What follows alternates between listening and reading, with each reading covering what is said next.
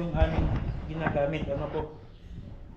Pag tumigas po ito mga idol, itong brand po na ito, ay sintigas na po ito ng tiles o ng bato. Yung grout po na ito.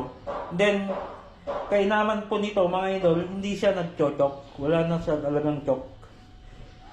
Yan, mistulang bato na po yung idinikit po natin dito o nilagay nating grout. Ano po? So itong Glowmax mga idol, may hardener po ito. So kung magtitimpla ka mga idol ng Glowmax, ay dapat yung kaya mo lang ubusin agad. Yung kaya mo lang ipahid agad. Ito po yung Glowmax. May toner din po ito mga idol. Yan o. Toner. Depende po sa kulay ng tiles na inyong gagamitin. Maganda po ito na gamitin lalo na sa ating mga kanto mesa. Ano po? So pwede pong isiksik hanggang sa loob po yan. Ito. Then pag nagtimpla, katulad ng sinabi ko kanina, dapat yung kayang-kaya lang na ubusin. Ano po? So hindi na tayo kakabahan dito sa ating kanto mesa dito na kahit mabagsakan ng medyo mabigat na bagay mga idol ay mabubungi. Ano po, sa siniksik naman natin sa loob. And then itong grout po na ito ay matigas na po. Itong nilagay nating Glowmax. So sa mga installer ng granite saka mga quartz mga idol, madalas po na ito yung kanilang mga ginagamit. Ano po, Glowmax. So itong Glowmax, yan po yung ginamit namin dito. And then grout po ng lababo.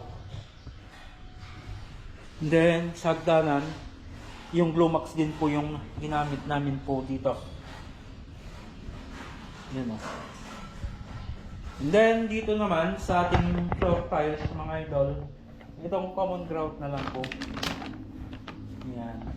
Yung mga common grout, floor tiles, yung common na lang po na tile grout yung aming ginagamit. Ano po?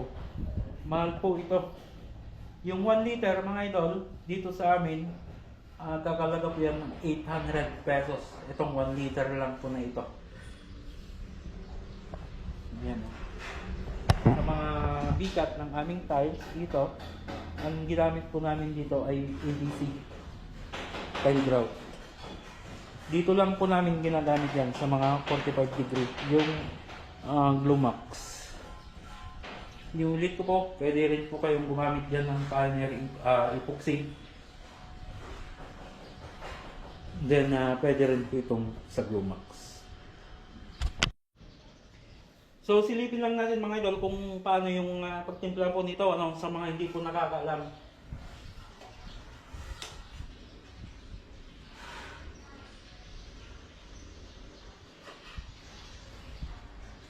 Yan o. So, magre-retouch lang naman ako mga idol sa mga konting bungi. So, kumuha ako ng konti. Ito po. Then, ito naman yung sa hardener niya. Yan. So, konting-konti lang po yung hardener na ating nilagay. Dahil mabilis po itong matuyo. Para po itong body filler na ganun din po kabilis matuyo. Ano po? Yan. So, ikalat lang natin ng mabuti yung sa hardener. Parang body filler po ito mga idol or time out. Ganun po siya kabilis matuyo.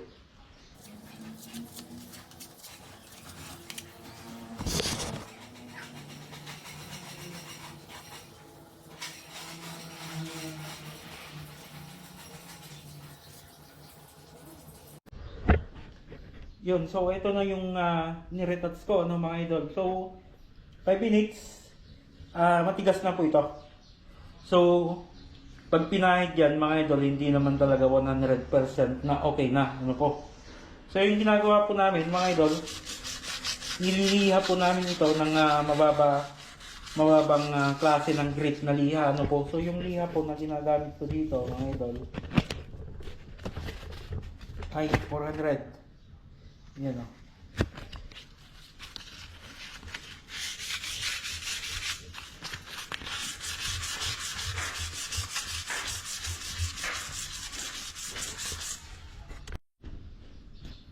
Ayan oh mga idol. So ito na yung aking retouch ano po. So okay na. Nawala na yung bungi niya kanina. Yan. So yan yung kagandahan ng Glow Max ano mga idol. Kahit bunging maliit, pwedeng i-retouch. Hindi po katulad ng grout na ganito mga idol na kung may maliit na bungi yung kanto niya mga idol dito, mahirapan ng dumikit.